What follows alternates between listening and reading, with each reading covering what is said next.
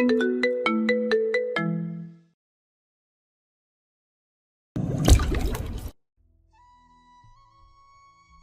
শেষবারের মতো সাবধান করছি। আধার নামলো বাচ্চাটার চোখে মুখে। এবার পুরোপুরি বুনো জানোয়ারের মতো হিসিয়ে উঠল সে। চোখ জোড়া বন্য হিংস্রতায় জ্বলজ্বল করছে, কিন্তু তাতে তামান্নার হাতে পিস্তল এতটুকু কাঁপল না। সেই স্থির ভঙ্গিতে দাঁড়িয়ে আছে। তার চেহারা শান্ত কিন্তু অসম্ভব দৃঢ়। আশ্চর্যের ব্যাপার হলো, এই বাচ্চাটাকে বাঁচানোর জন্য মেজর সাদাতের পিস্তলের সামনে দাঁড়ানোর সময় তার মুখটা ঠিক এমনই দৃঢ় ছিল। এমন সময় প্রচণ্ড ঝটকায় দরজা ছিটকিনি ভেঙে গেল।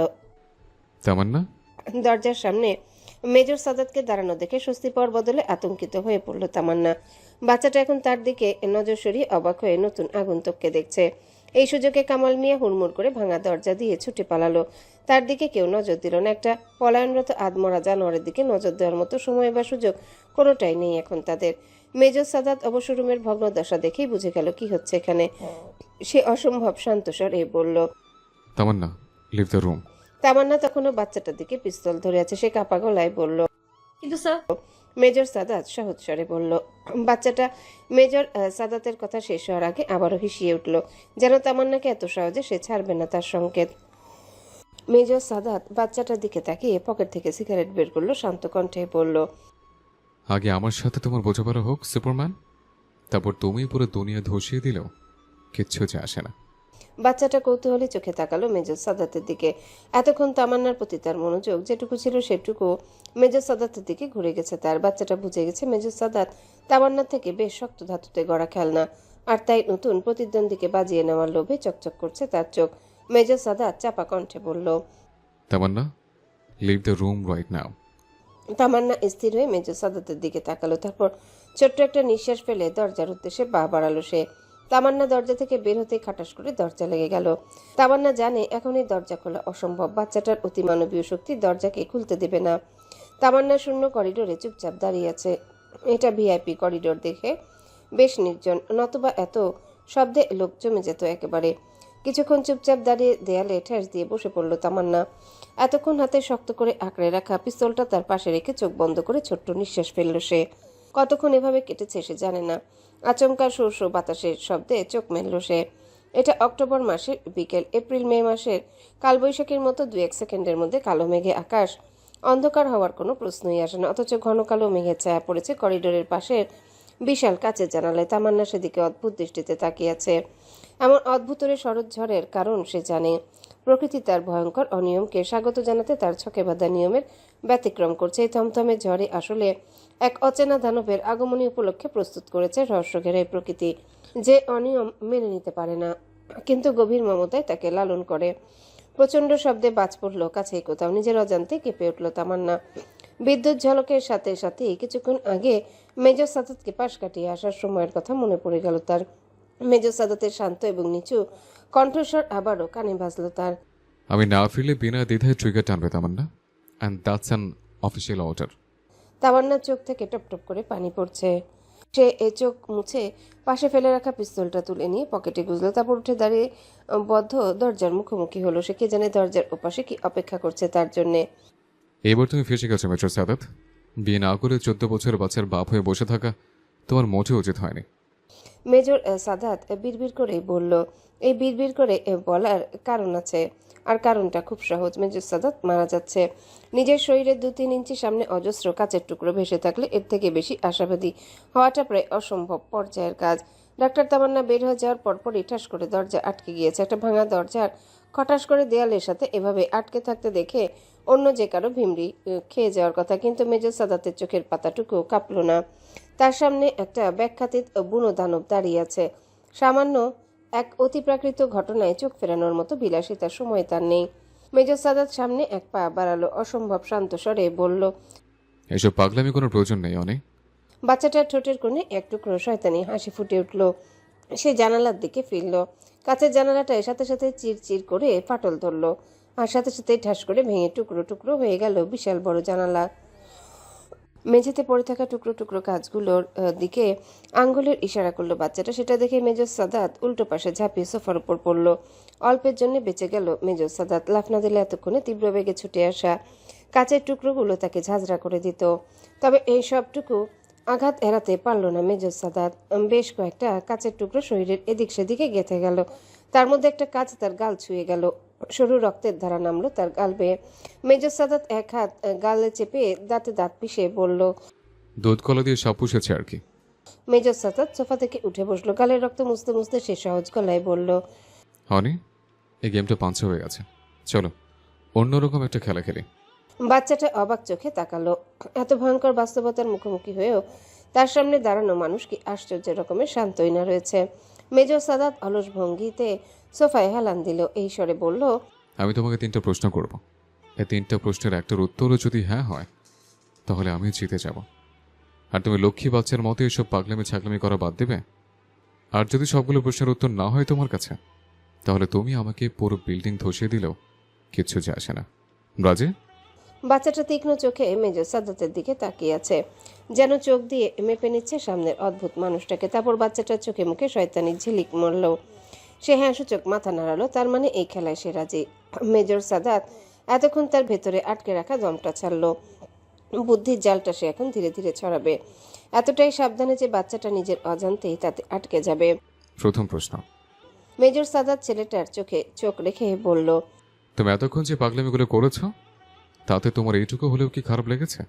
বাচ্চাটার মুখ কঠোর হয়ে গেল। সে মেঝেতে থু করে থুতু ফেলে না সূচক ভঙ্গিতে মাথা নাড়ালো। মেজর সাদাত আলগোছে তার হাত পিছনে নিল। তারপর শীতল স্বরে বলল। দ্বিতীয় প্রশ্ন। ডক্টর তামান্না আর আমি, আমরা দুজন তোমাকে বাঁচিয়ে রাখার জন্য এতটা দিন পাগলের মতো ছুটে বেরিয়েছি। এখন আমরা যদি তোমার এইসব শয়তানি করতে বাধা দিই তাহলে তুমি কি তা মানবে? মেজর সাদাতের এই প্রশ্ন শুনে বাচ্চাটার চেহারায় সেই পুরনো হিংস্রতা ফিরে এলো। সে সাপদের মতো চোখ তুলে মেজর সাদাতের দফিকে তাকালো। দফিকে কিরে দিকে হবে। সে সাপদের মতো চোখ তুলে মেজর সাদাতের দিকে তাকালো। তারপর আগের মতোই নাসূচক ভঙ্গিতে মাথা নাড়ল। শেষ প্রশ্নের আগে বড় করে শ্বাস নিল মেজর সাদাত। তারপর দুপা এগিয়ে বাচ্চাটার সামনে দাঁড়ালো। আচমকা মেজর সাদাতকে এগুতে দেখে বুনো জানোয়ারের মতোই হিসিয়ে উঠল বাচ্চাটা। সাথে আক্রমণাত্মক ভঙ্গিতে পিছিয়ে গেল। মেজর সাদাত নরম গলায় বলল। আমি তোমাকে আঘাত করব না অনেক। দুটো প্রশ্নের উত্তরে না হয়ে গেছে। আমার হাতে মাত্র একটা সুযোগ আছে। আমি চাচ্ছি সেই সুযোগটা আমার প্রতিদ্বন্দ্বীর সামনাসামনি দাঁড়িয়ে ব্যবহার করতে। এত ভারী কথা বাচ্চাটা বুঝলো কিনা কে জানে, কিন্তু মেজর সাদাতের কণ্ঠের কোমলতায় তার হিংস্রতা কমে এলো। মেজর সাদাত থেমে থেমে উচ্চারণ করলো। তুমি কি একটা স্বাভাবিক 14 বছরের বাচ্চার মতো জীবন চাও? শেষ প্রশ্নটা যেন আচমকা একটা চর বসিয়ে দিয়েছে বাচ্চাটার গালে। হিংস্র চেহারাটাতে একটা ভয়ঙ্কর অসহায় বাঁচার আকুতিটা এক মুহূর্তের জন্য নজরে পড়ল মেজর সাদাতের। মেজর সাদাত তাতে চমকালো না। সে অবিচল কণ্ঠে বলল। অনে, তুমি কি বাঁচতে চাও? বাচ্চাটা মূর্তির মতো দাঁড়িয়ে রইল। ভাঙা জানালা দিয়ে ঢোকা তীব্র বাতাস তার লালচে চুলগুলো এলোমেলো করে দিতে লাগলো। এমন সময় পুরো রুমটা থরথর করে কাঁপতে লাগলো। ডেস্কের উপরে রাখা ফুলদানি, তাকের বই আর ফলের ঝুড়ি হুড়মুড়িয়ে নিচে পড়তে লাগলো। এতক্ষণ এই বাচ্চা তার অতিমানবীয় শক্তির নিয়ন্ত্রক ছিল। এখন মেজর সাদাতের প্রশ্ন তাকে ভয়ঙ্কর দ্বিধাদ্বন্দ্বের মধ্যে ফেলে দিয়েছে। ফলে তার নিজের অতিমানবীয় শক্তি লাগাম ছাড়া হয়ে তাকে নিয়ন্ত্রণ করছে। মেজর সাদাত এই ব্যাপারটা বুঝতে এক মুহূর্তের বেশি সময় নিল না। সে এক ঝটকায় পেছনে লুকিয়ে রাখা হাতটা সামনে নিয়ে এলো। হাতের মুষ্টিতে রাখা লবণের গুঁড়ো ছুঁড়ে দিল বাচ্চাটার চোখ বরাবর আচমকায় অপ্রত্যাশিত আক্রমণ চোখে চেপে ধরে চিৎকার করে উঠল বাচ্চাটা। মেজর সাদাত সময় নিল না। সে এক ছুটে বাচ্চাটার পেছনে দাঁড়ালো। হাত দিয়ে বাচ্চাটার দুহাত মুচড়ে পেছনে নিয়ে এলো। পেশেন্ট বেডের পাশে ঝোলানো আইভি ফ্লুইডের ব্যাগের নল হ্যাচকাটা নেই, খুলে তাকে দড়ির মতো পেঁচিয়ে বাচ্চাটার হাত দুটোকে শক্ত বাঁধনে বেঁধে ফেলল মেজর সাদাত। পিসকিপিং মিশনে কাজ করে করে হাত করা ছাড়াই আসামিকে এইভাবে আটকে ফেলাটা অভ্যাসে পরিণত হয়েছে মেজর সাদাতের। তাই পুরো ঘটনাটা ঘটাতে মিনিট পাঁচেকের বেশি সময় নিল না সে। বাচ্চাটাকে বেঁধে ফেলার পরই তার গোড়ালির উপরে লাথি মেরে মেঝেতে হাঁটু গেড়ে বসিয়ে দিল মেজর সাদাত। বাচ্চাটা তখনও তার চোখে লবণে জ্বালা সামলাতে ব্যস্ত। সে ফুপিয়ে মেঝেতে হাঁটু গেড়ে বসে পড়ল। মেজর সাদাত ঝুলতে থাকা পর্দার কোনা ছিঁড়ে লম্বা এক টুকরো কাপড় নিল। তারপর সে বাচ্চাটার চোখ বেঁধে দিতে নিল। তখনও চোখ পুরোপুরি খুলতে পারছিল না বাচ্চাটা। সেই অবস্থাতে ধস্তাধস্তি করে বাধা দিল তাকে, কিন্তু হাত বাঁধা অবস্থাতে সে বেশ সুবিধা করতে পারল না। মেজর সাদাত শক্ত হাতে বাচ্চাটার চোখ বেঁধে দিল। বাচ্চাটা থেকে থেকে ফোপাচ্ছে, বারবার ঝটকা মেরে পেছনের বাঁধন খুলে নিজেকে মুক্ত করার চেষ্টা করছে। মেজর সাদাত দাঁতে দাঁত চেপে তার কোমরের কাছে গেঁথে যাওয়া এক টুকরো কাঁচ টেনে বের করলো, তারপর সহজ গলায় বলল, অযথা চেষ্টা করে লাভ নেই। এই নট তুমি অন্য একজনের সাহায্য ছাড়া মরে গেলে খুলতে পারবে না। মেজর সাদাতের কথায় হিসিয়ে উঠল বাচ্চাটি। পাগলের মতো ঝটকা মেরে চোখ আর হাতের বাঁধন খুলতে চেষ্টা করলো সে। মেজর সাদাত বাচ্চাটার দিকে একটু ঝুঁকে মুখোমুখি হলো, শান্ত কণ্ঠে বলল, তোমার টেলিকাইনেসিস পাওয়ারটা তুমি চোখ দিয়ে নিয়ন্ত্রণ করো, তাই না? আচমকা যেন জমে গেল বাচ্চাটা, পাথরের মতো স্থির হয়ে রইল সে। মেজর সাদাত একই ঈশ্বরে বলল, তাই চোখের বাঁধন খোলার জন্য পাগল হয়ে উঠেছে তুমি? কিভাবে ধরতে পেরেছি ভাবছ? শুরু থেকে আমি খেয়াল করেছি আমার বা ওই জানলার উপর টেলিকাইনেসিস পাওয়ার ব্যবহার করতে হয়। আমার বা ওই জানলার উপর টেলিকাইনেসিস পাওয়ার ব্যবহার করতে তোমার ঘাড় ঘুরিয়ে সেদিকে তাকাতে হচ্ছে। এটুকু হিন্টই যথেষ্ট ছিল আমার জন্য, বুঝকে বিচ্ছু। আর এখন তোমার বাথরুমে ছুটিয়ে দেওয়ার সময় হয়ে গেছে। কথা শেষ করেই বাচ্চাটার কলার টেনে মেঝেতে হিড়হিড় করে টেনে পেশেন্ট বেডের দিকে এগুলো মেজর সাদাত। বাচ্চাটা ছটফট করছে ছাড়া পাওয়ার জন্য, কিন্তু নিজের অতিমানবীয় শক্তি ছাড়া মেজর সাদাতের কাছে সে একটা খেলনা পুতুল ছাড়া আর কিছুই না। কিছুক্ষণ পর দরজাটা খট করে খুলতে পিস্তল সোজা তাক করলো তামান্না। তার কপালে বিন্দু বিন্দু ঘাম। নিঃশ্বাসের শব্দ দ্রুত থেকে দ্রুততর হচ্ছে, কিন্তু দরজার উপাশে দাঁড়ানো মানুষটাকে দেখে যেন শান্তির এক ঝলক বাতাস বইল। তামান্নার স্বস্তির নিঃশ্বাস ফেলে বলল, স্যার আপনি ঠিক। মেজর সাদাত কাঁধ ঝাঁকালো, এক পা এগিয়ে এসে তামান্নার হাত থেকে পিস্তলটা নিয়ে নিজের পকেটে গুজলো, তারপর পিছনের দিকে ইশারা করে বলল, বনে বিচ্ছুটাকে আটকে এসেছি, কোনো ব্যবস্থা করতে পারলে করো। আর হ্যাঁ, তোমার লবণ দিয়ে চা খাওয়ার অভ্যাসটার জন্য বেঁচে গেছি আমি। রুমে লবণ না থাকলে শয়তান বন্ধ করা কঠিন হয়ে যেত। ততক্ষণে রুমের ভেতরে ঢুকে তামান্না হতভম্ব হয়ে তাকিয়ে আছে। 15 মিনিট আগে কোমা থেকে ফিরে আসে বাচ্চাটা। পেশেন্ট বেডের কোণার সাথে বেঁধে রাখা হয়েছে, এমনকি তার চোখটা পর্যন্ত ন্যাকড়া কাপড় দিয়ে শক্ত করে বাঁধা। বাচ্চাটা ছটফট করছে, আর সেই কারণে বোধহয় হাতের বাঁধন কেটে রক্ত গড়িয়ে পড়ছে। স্যার চেঁচিয়ে উঠল তামান্না। এভাবে বাচ্চাটাকে। মেজর সাদাত কঠিন চোখে তাকালো, অসম্ভব শীতল কণ্ঠে বলল, ডক্টর তামান্না, ডক্টর তামান্না, 10 মিনিট আগে এই জানোয়ারটার হাতে আমি তুমি মরে যেতাম। এই কথাটা ভালোভাবে মাথায় ঢুকিয়ে নাও। স্যার আপনি জানেন এই বাচ্চাটা কিসের মধ্য দিয়ে গেছে? আপনি জানেন বাচ্চাটার এমন হওয়ার কারণটা কি? তামান্না তার কথা শেষ করতে পারল না। মেজর সাদাত কঠোর কণ্ঠে বললেন, হ্যাঁ আমি জানি, কিন্তু দুনিয়ার সমস্ত কারণ থাকলেও কি অন্যকে আঘাত করে মেরে আনন্দ পেতে পারে না, যেটা নির্বোধ বাচ্চা এতক্ষণ পেয়েছে। আমি একটা মানুষের বাচ্চাকে বাঁচিয়েছি, কোনো জানোয়ারের বাচ্চাকে না। তামান্না অবাক হয়ে তার সামনে দাঁড়ালো। এই নিষ্ঠুর মানুষটার দিকে তাকিয়ে আছে এই মেজর সাদাতি। বাচ্চাটাকে বাঁচানোর জন্য পুরো সেনাবাহিনীর বিরুদ্ধে যেতেও পিছু পা হয়নি। মেজর সাদাত একটু খুঁড়িয়ে রুম থেকে বের হতে হতে বলল, তোমার হাতে 2 ঘন্টা সময় আছে। এই বিচ্ছুটাকে বোঝাও যে ওর সব ছাকরের মতো কাজকর্ম বন্ধ করতে, নইলে আমার বোঝাতে হবে। আর তুমি নিশ্চয়ই জানো সেটা কারোর জন্য ভালোই কিছু হবে না। ও ভালো কথা। হঠাৎ মনে পড়ে গেছে এমন ভঙ্গিতে হাই তুলে বলল major Sadat, as a helping tip, বিচ্ছুটা চোখ দিয়ে তার টেলিকাইনেসিস পাওয়ার কন্ট্রোল করে, তাই চোখের বাঁধন খোলার মতো বোকামি করো না। তামান্না মূর্তির মতো দাঁড়িয়ে রইল। মেজর সাদাতের রুম থেকে বের হয়ে যাওয়ার পরও সে সেভাবেই দাঁড়িয়ে রইল। বাচ্চাটার গোঙানির শব্দে বাস্তবে ফিরল সে। এক ছুটে বাচ্চাটার পাশে বসলো তামান্না। তোমার উপর যারা অত্যাচার করেছে তাদের লোক নই আমরা। নরম গলায় বলল তামান্না। বাচ্চাটা আবার হিসিয়ে উঠল, ছটফটানি বেড়ে গেল তার। প্রচন্ড ঝটকায় কেঁপে উঠল পেশেন্ট বেড। একবার দুবার বারবার সেই সাথে হাতের বাঁধন কেটে ক্ষত গভীর থেকে গভীরতর হতে লাগলো বাচ্চাটার। তামান্না বাচ্চাটাকে আটকাতে চাইল, তাতে ছটফটানি আরো বেড়ে গেল তার। তামান্না বাচ্চাটার মুখের দিকে তাকাতেই থমকে গেল। বাচ্চাটার চোখে যে ন্যাকড়া দিয়ে বাঁধা, তা ধীরে ধীরে লালচে ছোপ ছোপ দাগ তৈরি করছে। সরু রক্তের ধারা নামছে বাচ্চাটার গাল বেয়ে। তামান্না এরকম অতিমানবীয় বাচ্চাদের নিয়ে কোনো ধারণা নেই, তবুও সে আন্দাজ করতে পারল বাচ্চাটার শরীর তার নিজের অতি মানবিক শক্তির সাথে এখনো অভ্যস্ত হয়ে পারেনি। আজ আচমকাই মারাত্মকভাবে নিজের শক্তিকে ব্যবহার করেছে সে। আর যেহেতু তার অতি মানবিক শক্তির প্রধান নিয়ন্ত্রক তার চোখ, তাই চোখের উপর দিয়ে সেই ধকলটা যাচ্ছে। তামান্নার ষষ্ঠ ইন্দ্রিয় তাকে ইশারা দিচ্ছে এখনই শান্ত না হলে নিজের বড় রকমের ক্ষতি হয়ে যাবে বাচ্চাটার। কিন্তু তামান্না কি করবে সেটাই বুঝতে পারল না। একদিকে চোখ থেকে রক্ত পড়ার হার বাড়ছে, অন্যদিকে বাচ্চাটা এতটাই হিংস্র হয়ে আছে যে সে কোনো রকম যন্ত্রণাও টের পাচ্ছে বলে মনে হচ্ছে না। আর কোনো কিছু টের না পেলে নিজে থেকেই শান্ত হবে এই ছেলে, তা আশা করাটাও চরম পর্যায়ের বোকামি। তামান্নাকে বাচ্চাটাকে থামাতে হবে, যেভাবেই হোক তাকে বিশ্বাস করাতে হবে যে সে নিরাপদে আশ্রয়ে আছে, কিন্তু কিভাবে? এক ফোঁটা রক্ত ছেলেটার মুখ গড়িয়ে তামান্নার হাতে পড়ল। তামান্না অবাক হয়ে দেখল বাচ্চাটার রক্তের সাথে পানি মিশে আছে। বাচ্চাটা কাঁদছে, ভয়ে কাঁদছে, বছরের পর বছর আটকে থাকা নরকের ভয়ে। আর সেই ভয়ই তাকে কোণঠাসা জন্তুর মতো এমন উন্মত্ত দানবে পাল্টে দিয়েছে। তামান্নার পারল না, সে একটানে বাচ্চাটার চোখের বাঁধন খুলে ফেললো, তারপর শক্ত করে বাচ্চাটাকে জড়িয়ে ধরে হাউমাউ করে কাঁদতে লাগলো। তামান্না কাঁদতে কাঁদতেই বলল, অনি আম সরি, আমার ভুল হয়ে গেছে। আমার তোমাকে ছেড়ে যাওয়া উচিত হয়নি। অনি প্লিজ শান্ত হও তুমি, প্লিজ। তারপর বাচ্চাটার চোখে চোখ রেখে পড়ল। আমি আর কখনো তোমাকে এইভাবে একা রেখে যাব না, প্রমিস। বাচ্চাটা তামান্নার দিকে কেমন যেন অবাক হয়ে তাকিয়ে রইল। এই প্রথম তার চোখ দুটোকে একটা মানুষ এতটুকু ভয় পাচ্ছে না, বরং গভীর মমতায় তার চোখে চোখ রেখে তাকিয়ে আছে। তার সামনে বসা মহিলার চোখ থেকে ঝরঝর করে পানি পড়ছে। তার মানে এই অচেনা মহিলা তার জন্য এভাবে কাঁদছে। তার মতো একটা দানবের জন্য কেউ কাঁদতে পারে? বাচ্চাটা এভাবে তাকিয়ে থাকতে থাকতে তামান্নার কোলে ঢলে পড়ল। তামান্না শক্ত হাতে বাচ্চাটাকে আঁকড়ে ধরে ফোপাতে লাগলো।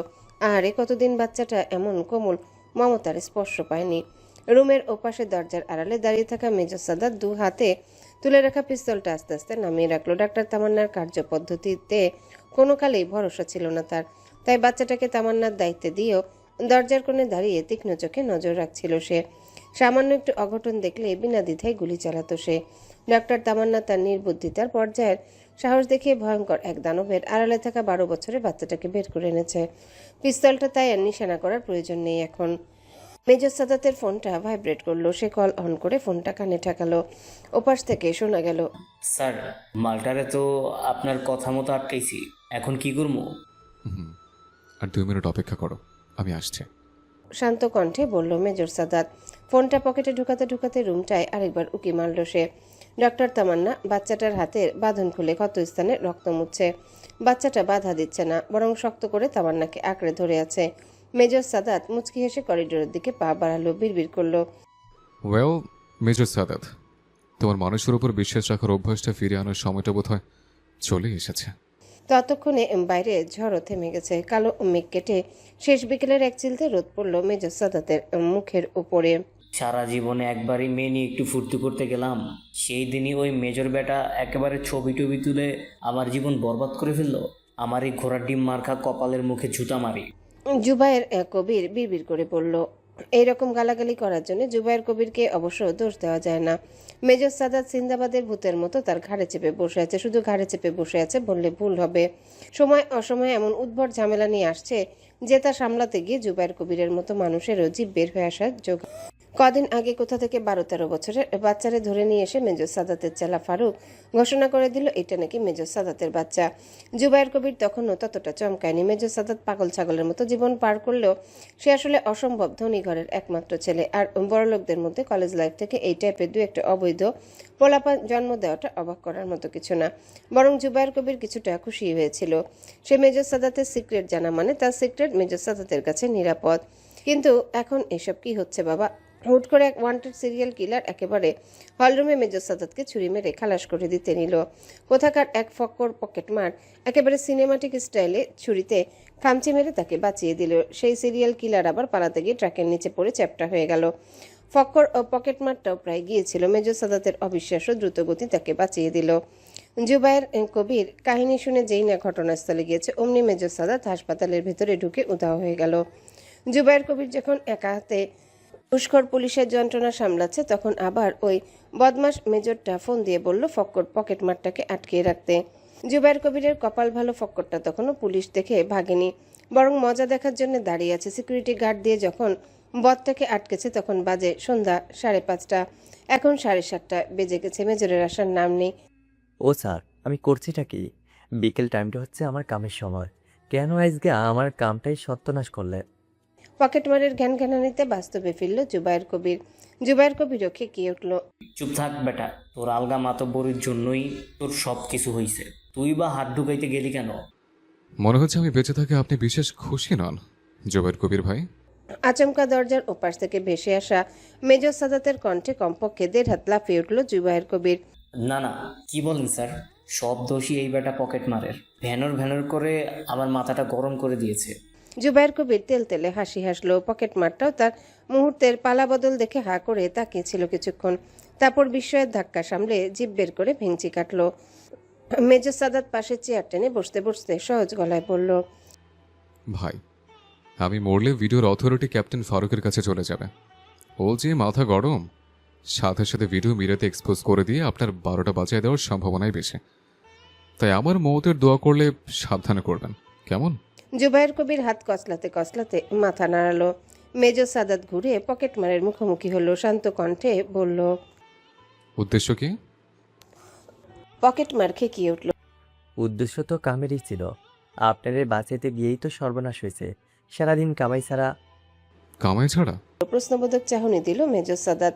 তার ঠোঁটের কোণে এক টুকরো হাসি। ছোট বাচ্চাটার দুষ্টুমি ধরে ফেলার পর বাচ্চারা যেভাবে হাসে অনেকটা সেরকম। জুবায়ের কবির গলা খাকারি দিল। স্যার, বেটা পকেটমার আমার সিকিউরিটি গার্ডের দুটো ঘা খেয়েই শালা হড়বড় করে সব স্বীকার করেছে।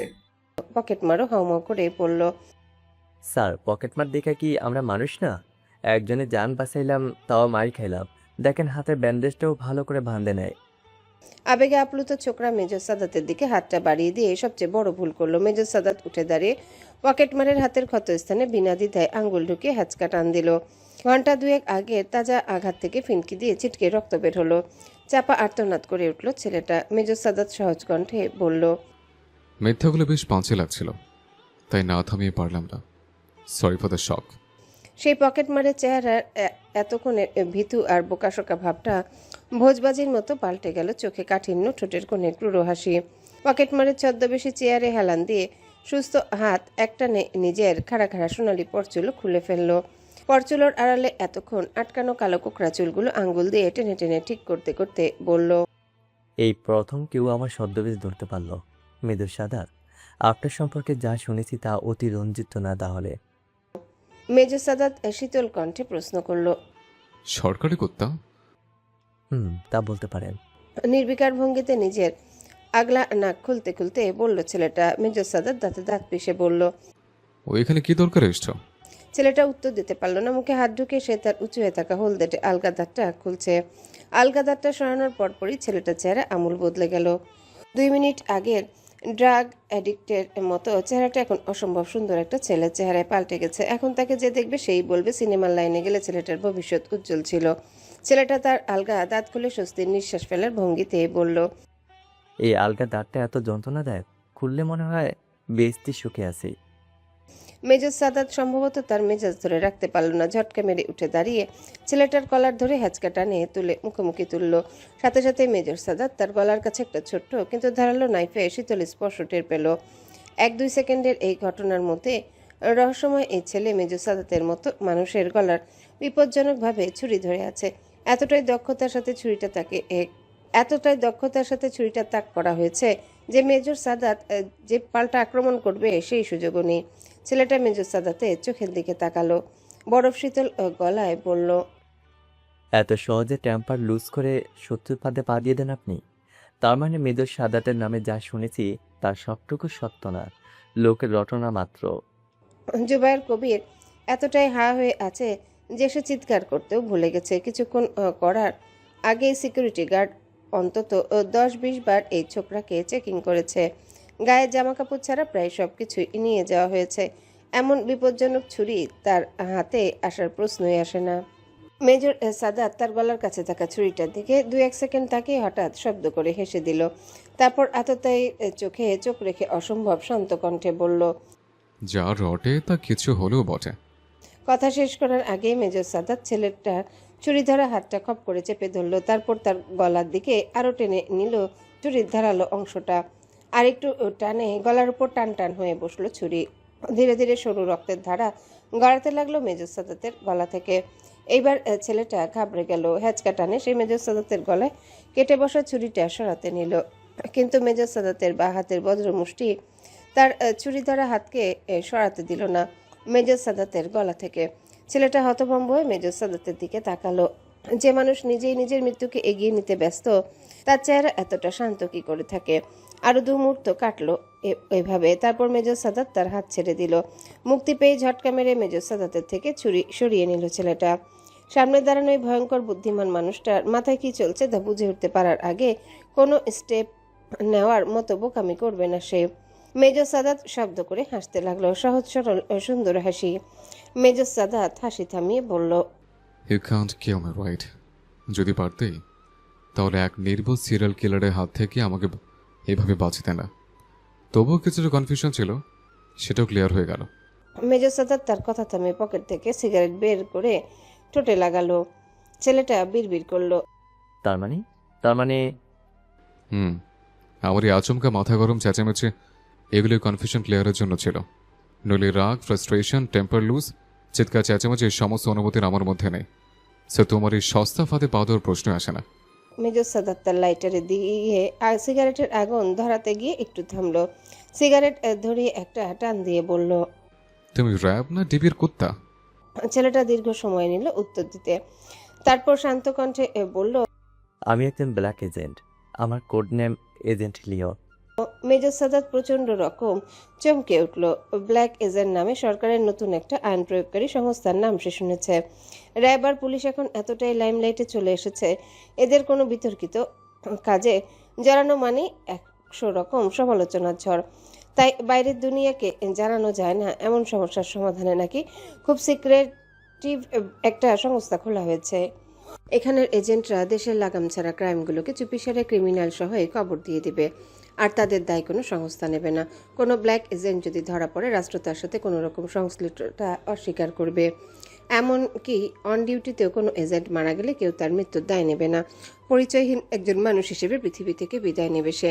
এই এজেন্সি সম্পর্কে ভাষা যতটুকু শুনেছে মেজর সাদাত, তাতে তার সামনে অল্প বয়সী ছেলেটার আড়ালে যে অসম্ভব দক্ষ আর নিষ্ঠুর একজন ব্ল্যাক এজেন্ট দাঁড়িয়ে আছে, সেটা বুঝতে এতটুকু সময় লাগলো না মেজর সাদাতের। মেজর সাদাত তার চমকানোর অংশটা চেহারায় প্রকাশ করলো না, শান্ত স্বরে বলল, why should I believe in your shit? কেন বিশ্বাস করবে? চেয়ারে বসতে বসতে আপন মনে বিড়বিড় করলো কিছুক্ষণ এজেন্ট নিয়ন। তারপর চোখ তুলে মেজর সাদাতের দিকে তাকালো, ঠোঁটের কোণে এক টুকরো রহস্যময় হাসি। তারপর চেয়ারে হেলান দিয়ে কৌতুকের স্বরে বলল, প্রথমে আপনার আমাকে ধন্যবাদ দেওয়া উচিত না major Saeed Sadat. I did a huge favour to you.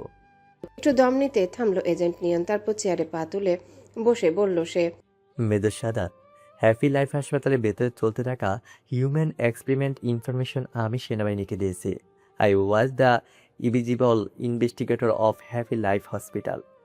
Major সাদাতের সামনে বসে থাকা 26-27 বছরের এই ছেলেটা তার কথা শেষ করে আবারও হাসলো। আরেকটা কারণও অবশ্য আপনার আমাকে ধন্যবাদ জানানো উচিত। আমি আপনার সিক্রেট এখনো হেড অফিসে ফাঁস করে দেইনি। একটু ঝুঁকে মেজর সাদাতের মুখোমুখি হলো এজেন্ট নিয়ন। হাসি হাসি কণ্ঠে বলল, বাচ্চাটা বেঁচে আছে, তাই না? সত্য জিনিসটা কি বলতো? সত্য অনেকটা জীবন্ত মানুষের মতো। তাকে খুন করা যায়, মাটি চাপা দেওয়া যায়, আবার মাটি খুঁড়ে বের করেও আনা যায়। কিন্তু সমস্যাটা হচ্ছে মাটি ঘুরে তুলে আনার সত্যটা ঠিক পচাগলা লাশের মতো বিশ্রী গন্ধ ছড়ায়। মেজর সাদাত জ্বলন্ত সিগারেট পা দিয়ে পিষতে পিষতে নির্বিকার কণ্ঠে বলল। এজেন্ট নিয়ন নিজের কানকে বিশ্বাস করতে পারল না। বাচ্চাটা যে বেঁচে আছে এই তথ্য মেজর সাদাতের জন্য একটা টাইম বোমা। অন্য কারো হাতে যাওয়া মাত্রই তা মেজর সাদাতকে দেশের পুরো আইনশৃঙ্খলা বাহিনীর মুখোমুখি দাঁড় করিয়ে দিবে। অথচ মেজর সাদাতকে দেখে মনে হচ্ছে না এজেন্ট নিয়নের কাছে সেই তথ্য চলে গেছে দেখে তার বিন্দুমাত্র চিন্তা হচ্ছে। মেজর সাদাত তার পাশে দাঁড়ানো জুবায়ের কবিরের হা হয়ে তাকিয়ে থাকা মুখের দিকে তাকিয়ে তাকে বের হয়ে যাওয়ার ইঙ্গিত করলো। জুবায়ের কবিরও যেন অনুমতির অপেক্ষাই করছিল। ইশারা পাওয়া মাত্রই এসে উড়ে বের হতে গিয়ে ধরাম করে দরজায় বাড়ি খেলো। বাড়ি খেয়েও মুখে তেলতেলে হাসি হাসতে হাসতে হাঁচর পাচর করে বিদায় হলো সে। এজেন্ট নিয়ন সেদিকে তাকিয়ে ফিক করে হেসে ফেলল। বেটা তো আপনাকে জমের মতো ভয় পায়। মেজর সাদাত দরজার দিকে তাকিয়ে হাই তুলল। আমিও তোমার মতো কাজ করেছি। ডক্টর জুবাইর কবিরের লুকানো সত্যগুলো কবর করে বের করে এনেছে। মেজর সাদাত 2 কদম এগিয়ে এজেন্ট নিয়নের সামনে দাঁড়ালো। নিয়ন তখনও চেয়ারে বসা, কাজে মেজর সাদাতের চোখে চোখ রাখতে মুখ তুলে তাকাতে হলো তাকে।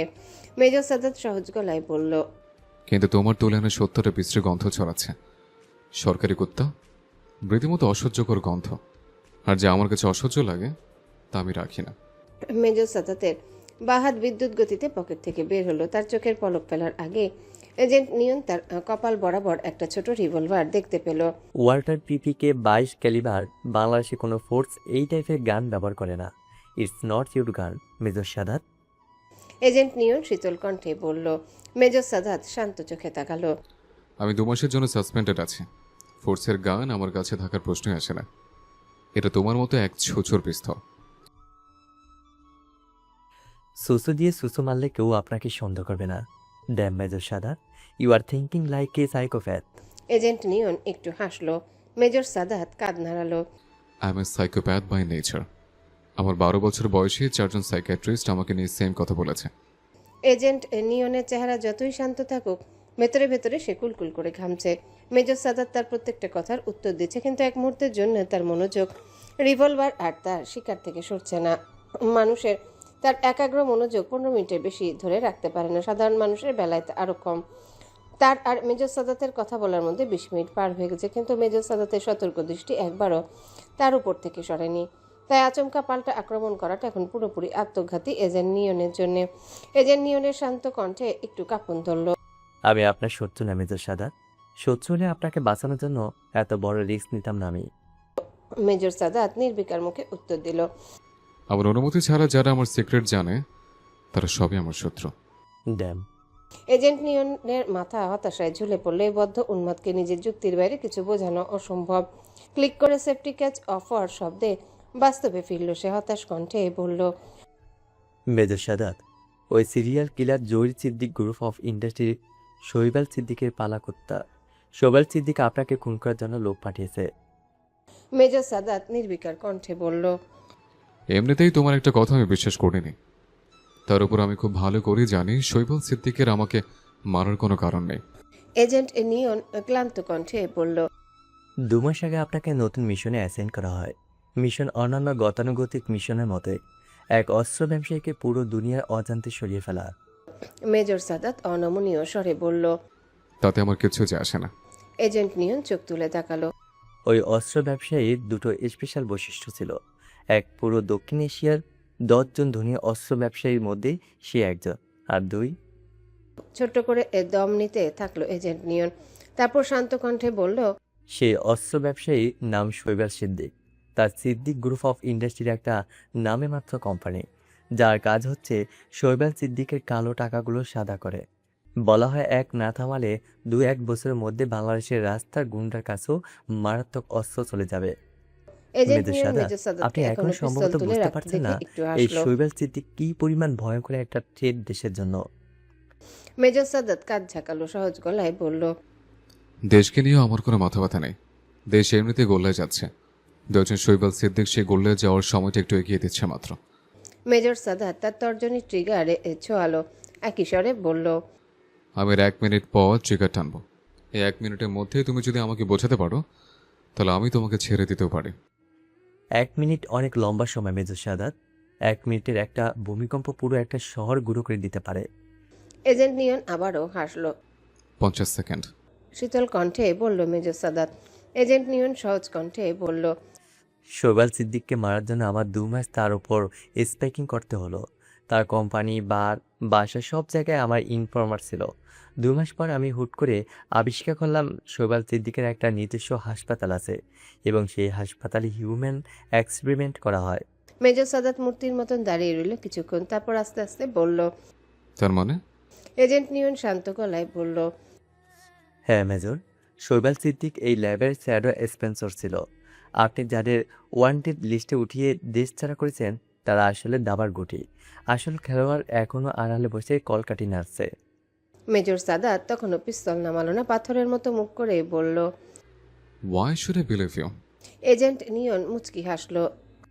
তখন এই ইনফরমেশন পেয়েও আমি সেনাবাহিনীকে পাস করিনি, কারণ আমি যে মিশনে অ্যাসাইন হয়েছি সেটা শেষ করার আগে আমি নিজস্ব কোনো অপারেশনে যেতে পারবো না। মেজর সাদাত, বলুন তো এই ইনফরমেশন আমি সেনাবাহিনীতে পাস করেছি? মেজর সাদাত বিড়বিড় করল। Don't tell me. Agent Neon মাথা ঝাঁকালো, হাসি হাসি কণ্ঠে বলল, yeah, you got it right. আপনার আব্বা মেজর জেনারেল শাহিন সাদাতকে আমি সরাসরি ইনফো দিয়েছি। স্যার আমাকে খুব ভালো করে চেনেন। আপনি কল করে শিওর হয়ে নিতে পারেন। মেজর সাদাত পিস্তল নামে হতাশ ভঙ্গিতে চেয়ারে বসলো, তারপর ছোট্ট নিঃশ্বাস ফেলে বলল, তো আমার কাছে কি জন্য এসছো তুমি? কোনো কারণ ছাড়া আমার জীবন বাঁচানোর মতো মহৎ কোনো ব্ল্যাক এজেন্ট তুমি না, এটা পাগলেও বলতে পারবে। এজেন্ট নিয়ন অবশ্য এতক্ষণ পর কপাল থেকে পিস্তলের ধাক্কা বিদায় নেওয়ার স্বস্তির নিঃশ্বাস ফেলতে ব্যস্ত। মেজর সাদাতের প্রশ্ন শুনে সে কৌতুকের চোখে তাকালো। আমি আমার কাজে এসেছি মেজর সাদাত, আর আপনিও খুশি মনে আমাকে সাহায্য করবেন। মেজর সাদাত চেয়ারে হেলান দিল। Don't expect much. আমি নিজেরটা ছাড়ার কারোর জন্য কিছু করি না। এজেন্ট নিয়ন হাসি হাসি কণ্ঠে বলল। শৈবাল সিদ্দিককে আমি দুনিয়া থেকে সরিয়ে দেব, আর আপনি তার ব্যবস্থা করে দেবেন। আমার মিশন খতম, সাথে আপনার ঝামেলাও। মেজর সাদাত সিগারেট ধরালো, সিগারেট টোটের কোণে চেপে লিপ্ত স্বরে বলল। মেজর সাদাতের তার নিজের ঝামেলা শেষ করতে কোনো সেকেন্ড হ্যান্ড এজেন্টের হেল্প লাগবে না। আমি নিজেই নিজের যন্ত্রণা খতম করতে পারি। মেজর সাদাত ইচ্ছে করে এজেন্টকে নিয়নকে সাহায্য করতে না চাওয়ার আসল কারণটা বলল না। এখন একজন ব্ল্যাক এজেন্টকে সাহায্য করা মানে নিজেকে এজেন্সির সাথে জড়ানো। এদিকে তামান্না আর বাচ্চাটার জীবন তার সাথে জড়িয়ে গেছে। ব্ল্যাক এজেন্সি যত এই সামান্য ঘটনার জোর ধরে গন্ধ শুকতে শুকতে বাচ্চাটার কাছে পৌঁছে যায়, তাহলে তারপরের ঘটনা মেজর সাদাত বা বাচ্চাটার অনুকূলে নাও থাকতে পারে। এজেন্ট নিয়ন মেজর সাদাতের আসল উদ্দেশ্য বুঝলো কিনা কে জানে, কিন্তু সে সম্মতির ভঙ্গিতে কাজ ঝাঁকালো। আমি জানি মেজর সাদাত, আপনি শৈবাল সিদ্দিককে কোনো না কোনোভাবে তো ম্যানেজ করিয়ে নিতে পারবে। একটু থেমে মেজর সাদাতের দিকে ঝুঁকলো এজেন্ট নিয়ন, শান্ত কণ্ঠে বলল। কিন্তু কতটা জলদি ম্যানেজ করতে পারবেন? 1 মাস 15 দিন, খুব মাথা খাটালে হয়তো 7 দিন। এজেন্ট নিয়ন চেয়ারে আরাম করে হেলান দিল। কিন্তু আপনার জন্য এখনো 7 দিনের হিউজ সময়। আপনার ডান হাত ক্যাপ্টেন ফারুক মিনিস্টারের প্রোটেকশন দিতে গিয়ে বোম ব্লাস্টে হাসপাতালে বসে আছে। আপনি নিজে সাসপেন্ড। আর ওয়ান ম্যান আর্মি কথা গল্প সিনেমায় যত ভালো লাগে, বাস্তবে ততটা না। এটা আপনার চেয়ে কে ভালো জানে? মেজর সাদাত সিগারেটের ধোঁয়া ছাড়লো, অসম্ভব শান্ত কণ্ঠে বলল। কি বলতে চাইছো? এজেন্ট নিয়ন ঠোঁট উল্টে পড়ল। আমার সাজেশন শুনবে? মেজর সাদাতের স্থির চোখে তাকালো, কিছু বলল না। এজেন্ট নিয়ন মৌনতাকে সম্মতির লক্ষণ ধরল, সহজ গলায় বলল। এখানে টাইমটাকে ফ্যাক্টর ধরে নিলে আমি আমার মিশনের সাথে আপনার ঝামেলা দ্রুত শেষ করে দিতে পারি। মেজর সাদাত সোজা হয়ে বসে হাসি হাসি কণ্ঠে বলল। তোমার এফিসিয়েন্সি বোঝানোর জন্য আমাকে তো একটা আন্দাজ বলতে হবে। Tell me mister black agent, how fast you can clean my problem. তোমার নিজেরও তো লোক থাকার কথা সেখানে। না থাকার মতো কাজ কোনো ব্ল্যাক এজেন্ট করবে না, এটা আমি জানি। It's your problem. Agent Neon major সাদাতের কণ্ঠের বিদ্রুপ ধরতে পারল। আচমকায় তার হাসি খুশি সরল কথা বলার ধরন পাল্টে গেল। সে শীতল কণ্ঠে বলল। আজকে রাতের মধ্যে আমি ঝামেলা খতম করবো মেজর সাদাত। আপনি সাহায্য করলে আমার জন্য একটু সহজ হবে, না করলে আপনাকে আমার প্রয়োজন নেই। খাদে নামলো এজেন্ট নিয়নের কণ্ঠ, অবিকল মেজর সাদাতের মতো করেই বলল। আর যা আমার প্রয়োজন নেই তা আমি রাখি না। মেজর সাদাত কিছুটা চমকালো। ছেলেটা এতক্ষণ স্বাভাবিক একটা 26-27 বছরের এক্সট্রোভার্ট ছেলের মুখোশ পড়েছিল। 1-2 সেকেন্ডের জন্য তার ভেতরে ব্ল্যাক এজেন্টের অংশটা বাইরে এসেছে। তাতেই বরফ শীতল নীরবতা নেমে এসেছে রুমটাতে। অবশ্য নিজেই সে নীরবতা ভাঙল এজেন্ট নিয়ন। আবারও সে পুরনো হাসি খুশি ভঙ্গিতে ব্যান্ডেজ বাঁধা হাতটা তুলল, ঠোঁট উল্টে বলল। কামন মেজর সাদাত, আপনাকে বাঁচাতে গিয়ে আমার হাতে কি অবস্থা হয়েছে দেখেন। আমি আপনাকে ছোট ভাইয়ের মতো একবার বাঁচিয়েছি, এবার আপনি বড় ভাইয়ের মতো আমার রাস্তা পরিষ্কার করে দেন। মেজর সাদাত এবারও কোনো উত্তর দিল না। এজেন্ট নিয়ন অবশ্য কোনো উত্তরের আশাও করল না। সে একই ভঙ্গিতে বলতে লাগলো। শৈবাল সিদ্দিক আজ রাতে ওর ঘুম আরকা বাড়ি যাবে। ওই বাড়ির নিরাপত্তার কড়াকড়ি সাংঘাতিক, পাঁচ ছাড়া ঢোকা অসম্ভব। তার ওপর ব্যাটা শৈবাল সিদ্দিকের নিজস্ব একটা এরিয়া আছে। অল্প কিছু বিশ্বাসী মানুষ ছাড়া সেখানে কেউ ঢুকতে পারে না। আপনার বন্ধু মেজর তোহার স্কোয়াড আর আপনার স্কোয়াড মিলে 2 মাস আগেই রেড দিয়েছেন। আমি 100% নিশ্চিত ওই বাড়ির ওপর নজর রাখার জন্য এখনও আপনার লোক আছে ভেতরে। সেই লোক আমাকে ম্যানেজ করে দেবে। ব্যাস, আপনার কাজ শেষ। মেজর সাদাত তার সিগারেট ফেলে শান্ত কণ্ঠে বলল। তোমার নিজেরও তো লোক থাকার কথা সেখানে। না থাকার মতো কাজ কোনো ব্ল্যাক এজেন্ট করবে না, এটা আমি জানি। এজেন্ট নিয়নের হাসি মুখ মুছে গেল। সে চিবিয়ে চিবিয়ে বলল। লোক তো ছিলই। ইউর নাইট বাড়ির মেইন ম্যানেজার ছিল আমার লোক, কিন্তু 15 দিন আগে তার লাশ বুড়িগঙ্গা নদীতে পাওয়া গেছে। শোভার সিদ্দিক এই খুনটা করেছে আমি নিশ্চিত। শুয়োর বাচ্চাটার না মারলে শান্তি নেই আমার। মেজর সাদাত অনমনীয় কণ্ঠে বলল। It's your problem. এত কিছুর পরে এমন উত্তর পেয়ে থমকে গেল এজেন্ট নিয়ন। মেঝের দিকে তাকিয়ে শান্ত কণ্ঠে বলল। আপনি আমাকে সাহায্য না করার কারণটা আমি বুঝতে পারছি মেজর সাদাত। কারণটা খুব সোজা, আমি একজন ব্ল্যাক এজেন্ট, এর জন্য। মেজর সাদাত উত্তর দিল। আমার জায়গায় থাকলে তুমিও তাই করতে। এজেন্ট নিয়ন উঠে দাঁড়ালো, চেয়ারের উপর রাখা জ্যাকেট কাঁধে নিতে নিতে বলল। তাহলে অর্থহীন কথা বলে কাজ কি? ও ভালো কথা মেজর সাদাত।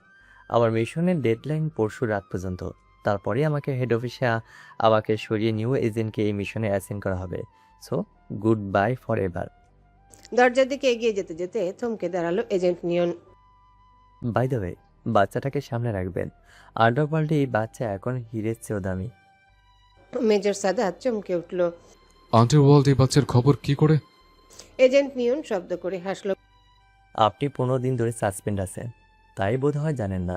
শৈবাল সিদ্দিক বাচ্চাটাকে চায়, তার জন্য সে আন্ডারওয়ার্ল্ডে এই বাচ্চার জন্য পুরস্কার ঘোষণা করেছে। যে বাচ্চাটাকে আনতে পারবে তাকে সে অস্ত্র ব্যবসার 2% শেয়ার দিয়ে দেবে।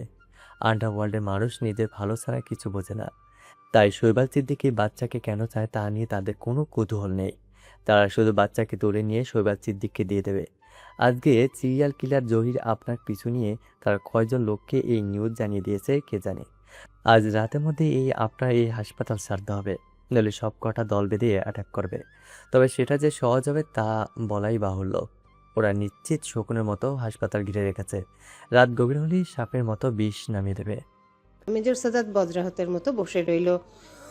জহির মারা গেছে আর কামাল মিয়ার যে অবস্থা, তাতে দুবার আক্রমণ করার দুঃসাহস তার হবে না। এটা ধরে রেখে সে নিশ্চিন্তে বসে আছে, অথচ শৈবাল সিদ্দিক আগেই সব ঠিক করে রেখেছে। জহির বা কামাল মিয়া ছিল সামান্য পাপেট, আসল ঘটনাকে আড়াল করার পাপেট। এজেন্ট নিয়ন দরজার নব ঘোরাতে গিয়েও থমকে গেল। মেজর সাদাতের অসম্ভব শান্ত কণ্ঠ নজরে এসেছে তার। আজকে রাত 10:30টায় তুমি ইয়োর নাইটে নিশ্চিন্তে ঢুকতে পারবে। আমি সব ব্যবস্থা করে দেব। এজেন্ট নিয়নের ঠোঁটের কোণে হাসি ফুটে উঠল। সে মাথা না ঘুরিয়েই বলল, আর বিনিময়ে আমার কি করতে হবে? ওয়েল, এখন বাজে সন্ধ্যা 7:30। 9টার মধ্যে তুমি আমার লোকদের এই হাসপাতাল থেকে সবার আড়ালে সরিয়ে নেবে। আমার লোক সেফলি হাসপাতাল ছাড়া মাত্র আমি তোমার মিশন সাকসেসফুল করার ব্যবস্থা করব। রাজি? এজেন্ট নিয়ন মেজর সাদাতের দিকে ফিরে হাসি হাসি কণ্ঠে বলল, অবশ্যই রাজি বস। মেজর সাদাত, মানুষ খুন করতে আপনার কেমন লাগে? এজেন্ট নিয়ন হাসপাতালের ভিআইপি লাউঞ্জের সামনে দাঁড়িয়ে পড়ল। মেজর সাদাত সামনে হাঁটতে হাঁটতে বলল, এজেন্ট নিয়ন, আমাকে প্রশ্ন করা অর্থহীন। মৃত্যুকে আমি কখন এত সস্তাভাবে নেই না। নিতে পারি না তা না, আমার মধ্যে সাইকোপ্যাথের লক্ষণ আছে। আমি চাইলেই কোনো কোনো জিনিসটা স্বাভাবিকভাবে নিতে পারি, কিন্তু আমি নেই না। কারণ একটু থেমে মেজর সাদাত হাসল। আসলে কোনো কারণ নেই। মানুষ খুন করতে আমার ভালো লাগে না। এজেন্ট নিয়ন, আমি তোমার মতো ব্ল্যাক এজেন্ট না। বলেই সামনের দরজার নব ঘোরাতে গিয়েও থমকে গেল মেজর সাদাত। এজেন্ট নিয়ন অসম্ভব শান্ত কণ্ঠে মেজর সাদাতের কথার পিঠে বলল, আমিও আশা করি আপনাকে কোনোদিন ব্ল্যাক এজেন্ট হতে হবে না মেজর সাদাত। সত্যি বলতে কি, আমি এটা আশা করি কারো যাতে কোনোদিন ব্ল্যাক এজেন্ট না হতে হয়। মেজর সাদাত উত্তর না দিয়ে দরজা খুলে ভেতরে ঢুকে গেল। মেজর সাদাত 203 নম্বর রুমে চলে যেতেই এজেন্ট নিয়ন কাজে নামলো। এইটা বেশ বড় লোকদের জন্য বানানো হাসপাতাল। ভিআইপি লাউঞ্জ তো আর জাঁকজমকওয়ালা। ভিআইপি লাউঞ্জের প্রায় সবাই এখন ডিনার ব্রেকে আছে। অল্প কয়েকজন মাত্র আছে এমার্জেন্সি কেস হ্যান্ডেল করার জন্য। 2জন ডাক্তার, 4জন নার্স আর 2জন বয় আছে মোটমাট। তারা রিসেপশনের সামনে দাঁড়িয়ে গল্প করছে। রিসেপশনটা একেবারে মেজর সাদাতের নেওয়া কেবিনের সামনাসামনি, তাই এজেন্ট নিয়ন সেদিকে নজর রেখে ভিআইপি কেবিনগুলোর সামনে দিয়ে অলস ভঙ্গিতে হেঁটে যেতে যেতে লাগলো। মেজর সাদাত যে রুমে ঢুকেছে তার পাশের রুমে এক কোমার পেশেন্ট আছে। এজেন্ট নিয়ন এদিক সেদিক তাকিয়ে সাবধানে সেই রুমে ঢুকে পড়ল। গল্পে মশগুল ডাক্তার বানার্স কেউ তাকে খেয়াল করলো না। রুমে ঢুকে সে এমার্জেন্সি বাটনটা পুশ করে দিল। সাথে সাথে তীব্র শব্দে অ্যালার্ম বেজে উঠল। রোগীর হার্টবিট আশঙ্কাজনকভাবে কমতে থাকলে আপনা আপনি অ্যালার্ম বেজে ওঠে, কিন্তু ম্যানুয়ালিও এই অ্যালার্ম অন করার ব্যবস্থা আছে। অন্য কোনো প্রাণঘাতী লক্ষণ দেখা দিয়ে রোগীর সাথে মানুষ যাতে অ্যালার্ম বাজে ডাক্তারকে দ্রুত আনতে পারে। অ্যালার্ম বাজে এজেন্ট নিয়ন অবশ্য সেখানে আর দাঁড়ালো না। শুরুত করে আবার ভিআইপি লাউঞ্জের রিসেপশনের কাছাকাছি একটা থামের আড়ালে দাঁড়ালো। অ্যালার্ম বাজার শব্দ শুনে ভিআইপি লাউঞ্জের প্রায় সবাই সেই রুমের দিকে ছুটল। শুধু একজন বয় খিচ মেরে দাঁড়িয়ে রইল। সে তীক্ষ্ণ চোখে 203 নম্বর রুমের দিকে তাকিয়ে আছে, যেন এক মুহূর্তের জন্য সে ওই রুমকে দৃষ্টির আড়াল হতে দেবে না। অথচ এদিকে এমনিতেই তো এমার্জেন্সি কেস, তার উপর লোকবল কম।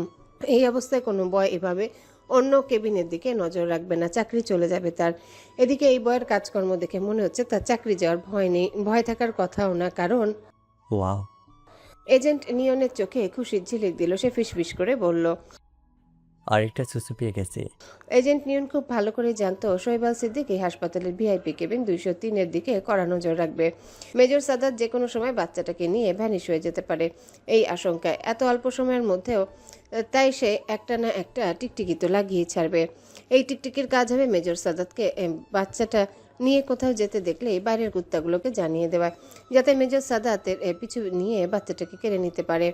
আর এই টিকটিকিকে না সরালে বাচ্চাটা সরানো যাবে না। তাই এজেন্ট নিয়ন অল্প সময়ের মধ্যে বেশ কার্যকরী একটা ফাঁদ পেতেছে, আর গাধাটা তাতে পাও দিয়েছে। এখন এই টিকটিকিকে সাবধানে সরিয়ে দিতে হবে, এতটাই সাবধানে যাতে একটা কাকপক্ষীও টের না পায়।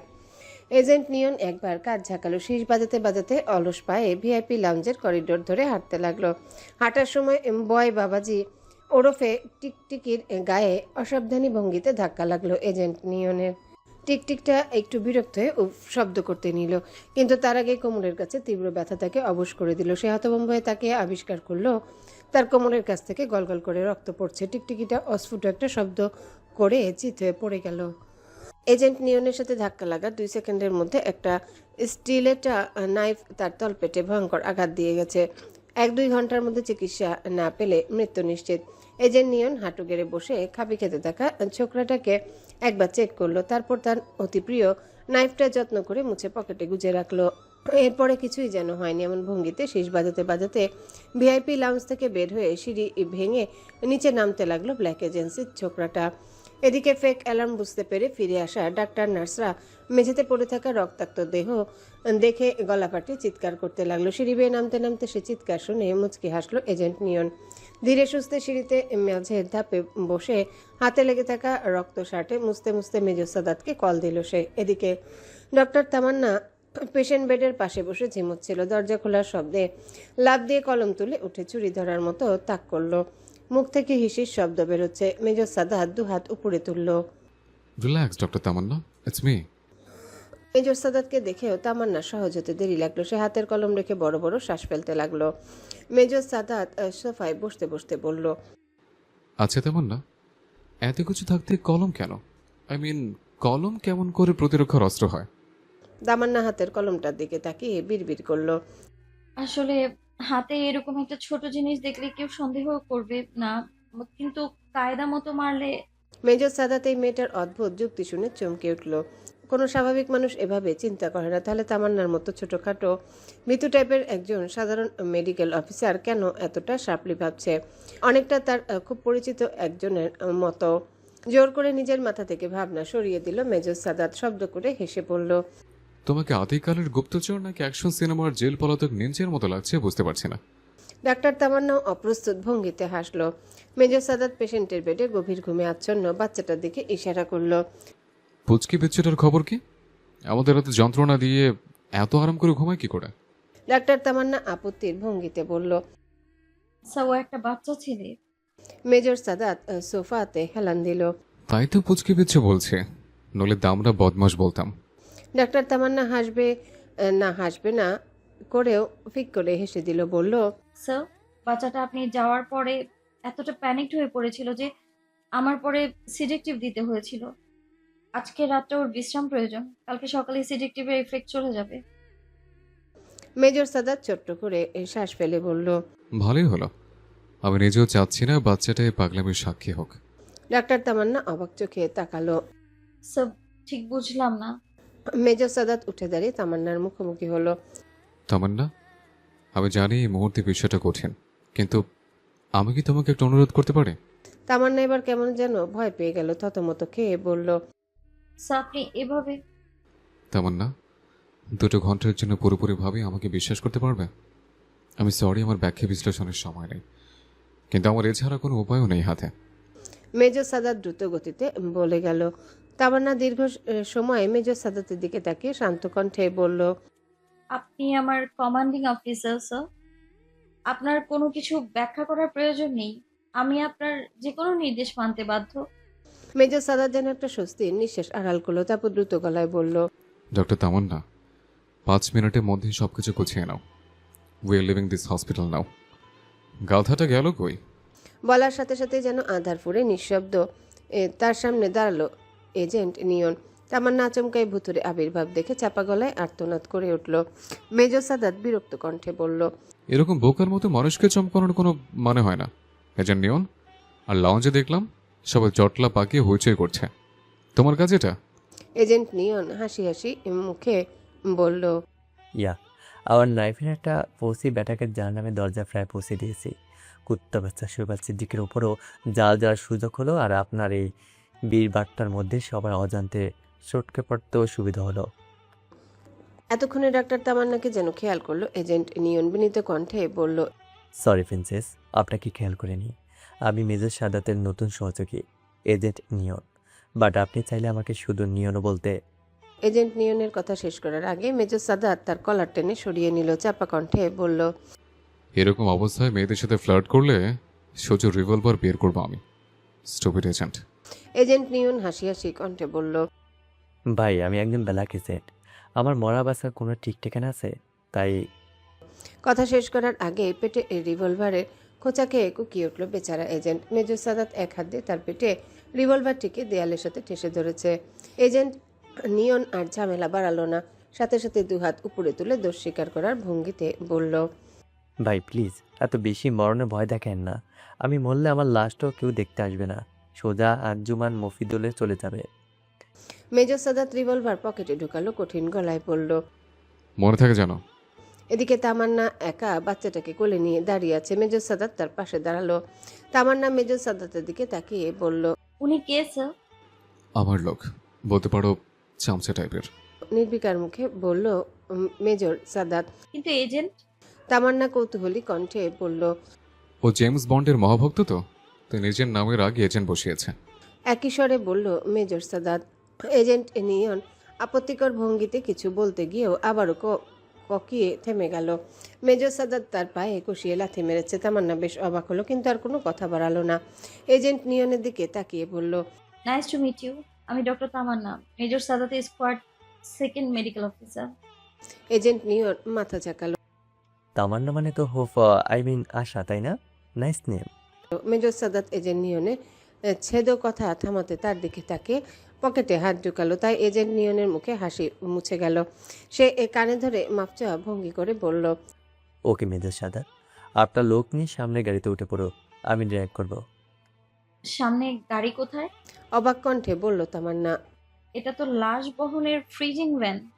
মেজর সাদাত তামান্নার দিকে তাকালো, অসম্ভব শান্ত কণ্ঠে বলল, এটা আপাতত পৃথিবীর একমাত্র পরিবহন যেটা আমাদের বাইরের অপেক্ষাকৃত নেরিকুত্তার গুলোর নজর বাঁচিয়ে বের করে নিতে পারবে। এজেন্ট নিয়ন ততক্ষণে তার জ্যাকেট কাঁধে ঝুলিয়ে সামনের দিকে অনেকটা এগিয়ে গেছে। ডাক্তার তামান্নার হতভম্ব ভাব কাটানোর জন্য সে পেছনে ফিরে বলল, চিল ডক্টর তামান্না, ফ্রিজিং ভ্যানে আমি অনেকবার চড়েছি, এটা এমন কিছু না, জাস্ট একটু ঠান্ডা লাগে। আর একবার দুটো ডেড বডির সাথে চড়েছিলাম, সেবার বিটগুটে গন্ধ লেগেছিল খালি। এজেন্ট নিয়নের এই অভয় বাণী ডাক্তার তামান্নার ভয় ঠিক কতটুকু কমাতে পারল তা তার ফ্যাকাশে মুখ দেখে বলা কঠিন কাজ বই কি। তামান্না, তুমি ওই ছাগলটার কথা বিশ্বাস করো না। ফ্রিজিং করা ডেড বডির সাথে ট্রাভেল করার প্রশ্ন আসে না। এই টাইপের গাড়ে যখন ডেড বডি থাকে তখন টেম্পারেচার -5°C থাকে। কোনো মানুষের টেম্পারেচারে থাকলে জমে মরে যাবে। মেজর সাদাত ফ্রিজিং কারের ভেতরে ঠ্যাস দিয়ে বলল। তামান্না উঠে বসেছে, বাচ্চাটাকে শক্ত করে আঁকড়ে ধরে সে বসে আছে। মেজর সাদাতের কথায় সে স্বস্তির চেয়ে আতঙ্ক বেশি অনুভব করলো। তামান্না ঠোঁট কামড়ে বসে রইল। খুব ইচ্ছা করছে মেজর সাদাতকে এইরকম পাগলামির জন্য কষিয়ে একটা ঝাড়ি দেয়। মেজর সাদা, আমি দরজাটা লাগিয়ে দেবো, ভেতর ঠান্ডা লাগার চান্স নেই। টেম্পারেচার নর্মালে রেখে দিয়েছি, ভেতরে 45 মিনিট চলার মতো অক্সিজেন থাকবে। আমি ঠিক মিনিটে আপনি দরজা খুলে দেব। এজেন্ট নিয়ন দরজার সামনে দাঁড়ালো। মেজর সাদাত মাথা নাড়িয়ে সায় দিল। এজেন্ট নিয়ন টেনে দরজা লাগিয়ে দিল। গুটগুটে অন্ধকার নামলো লাশবাহী গাড়িতে। একটু পরেই অবশ্য মাথা বরাবর নীলচে বাতি জ্বলে উঠল মিটমিটিয়ে। নিয়ন বাতি জ্বালিয়ে দিয়েছে সম্ভবত। মিনিট দুয়েকের ব্যবধানে প্রচুর শব্দ করে ইঞ্জিন চালু হলো। ঝাঁকুনি দিয়ে সামনে এগুলো গাড়িটা। 5 মিনিট পর্যন্ত কবরের মতো নীরব রইল গাড়িটার ভেতরটা।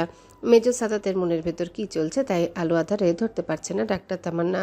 সে অস্বস্তি ভরা কণ্ঠে বলল, স্যার, আপনি এই বান্দরটাকে একটু বেশি বিশ্বাস করছেন না? 20 মিনিট পর যদি সে দরজা না খুলে? মেজর সাদাত গলার কাছের ব্যান্ডেড টেনে খুলে ফেলল। ভিতরে নীলচে আলোতেও গলার কাটা দাগটা স্পষ্ট দেখা গেল। মেজর সাদাত গলার কাটা দাগটা ইশারা করে বলল, সে দিস। ও আমার গলায় ভয় দেখানোর জন্য নাইফ চেপে ধরেছিল। আমি ওই নাইফ টেনে গলায় বসিয়ে দিয়েছিলাম, কিন্তু এই ছেলে আমাকে আমার গলায় ছুরিটা বসাতে দেয়নি। এই ছোকরা চাইলেও আমাকে খুন করতে পারবে না। ওর আমাকে দরকার। আজকে রাতের জন্য হলেও আমাকে ওর বাঁচিয়ে রাখতেই হবে। ডক্টর তামান্না মেজর সাদাতের কথা শুনে কিছুক্ষণ চুপ থাকলো। তারপর ছোট্ট করে শ্বাস ফেলে বলল, তার মানে আপনি এজেন্ট নিয়নের ব্যাপারে অনেক কিছুই আমার থেকে আড়াল করেছেন স্যার। মেজর সাদাতও কিছুক্ষণ চুপ থেকে উত্তর দিল। সময় ছিল না হাতে। এখন আপনার হাতে সময় আছে স্যার। শান্ত স্বরে বলল ডাক্তার তামান্না। আমি আপনার পুরো পাগলামোর অ্যাক্টিভ পার্টিসিপেন্ট। আমার জানার অধিকার আছে। মেজর সাদাত আবারও কিছুক্ষণ চুপ থাকলো। তারপর সময় নিয়ে খুলে বলল এজেন্ট নিয়নের আসল পরিচয়। মেজর সাদাতের কথা শুনে চাপা আর্তনাদ করে উঠল তামান্না। Black agent? আপনি ব্ল্যাক এজেন্টকে এই ব্যাপারে বিশ্বাস করেছেন? মেজর সাদাত ক্লান্ত কণ্ঠে বলল, তোমার কোলে ঘুমিয়ে থাকা বাচ্চাটা এখন আন্ডারওয়ার্ল্ডে হিরের চেয়েও দামি। কতগুলো অস্ত্রধারী পাগলা কুত্তার মুখ থেকে কি করে বাচ্চাটাকে বাঁচাবো আমি? আমার কাঁধের যা এখনো শুকায়নি। আর ওয়ান ম্যান আর্মি কথাটা সিনেমা শুনতে ভালো লাগে, বাস্তবে ততটা নয়। ডাক্তার তামান্না কিছু বলতে গিয়েও থেমে গেল। যেন হঠাৎ করে মেজর সাদাতের অসহায় অবস্থাটা সামনে এলো তার। সে নরম গলায় বলল, sorry for over reacting sir. আপনি যেটা ডিসিশন নেবেন আমি সেটাই মেনে নিব। মেজর সাদাত একটু হাসলো। Thank you Tamanna, thank you so much. আবারও দীর্ঘ নীরবতায় নামতো সেখানে। তার আগে গাড়ি থেমে গেল। ঘটাং করে দরজা খুলে গেল। এজেন্ট নিয়ন দাঁড়িয়ে আছে। সে ভেতরের মানুষদের দিকে তাকিয়ে ভ্রু নাচালো। You want a trip? Major Sadat গাড়ি থেকে নামলো। শান্ত ভঙ্গিতে সিগারেট ধরাতে ধরাতে বলল, কেউ ফলো করেছে? নো, আমি কড়া নজর রেখেছি। কেউ ফলো করলে সোজা গাড়ি তার উপরে চালিয়ে দিতাম। নির্বিকার কণ্ঠে বলল এজেন্ট নিয়ন। মেজর সাদাত কোনো উত্তর দিল না। হাত বাড়িয়ে ডাক্তার তামান্নাকে সাহায্য করলো নামতে। ডাক্তার তামান্না বাচ্চাটাকে কোলে নিয়ে মেজর সাদাতের পিছনে দাঁড়ালো। নিচু গলায় বলল, স্যার এখন মেজর সাদাত উত্তর দেওয়ার আগে এজেন্ট নিয়ন সামনে চারতলা বাড়ির দিকে ইশারা করে বলল, এই বাড়ির দোতলায় আমার একটা ফ্ল্যাট আছে। মেজর সাদাত শীতল চোখে তাকালো, কিছু বলল না। এজেন্ট নিয়ন তার পুরনো কথার খেই টানলো।